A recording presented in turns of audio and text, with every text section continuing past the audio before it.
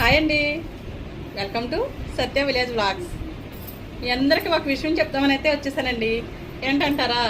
ఇదిగోండి, నేను గోరింటాకు పెట్టుకున్నాను. ఏం డిజైన్ పెట్టుకున్నానని చూడకండి. ఈ గోరింటాకు పండాలా వద్దా అంటే అది మన చేతుల్లో ఉంటుంది. మనం కొంచెం కష్టపడి ఎక్కువసేపు ఉంచుకుంటే ఎర్రగా పండుతుంది, అందంగా ఉంటుంది.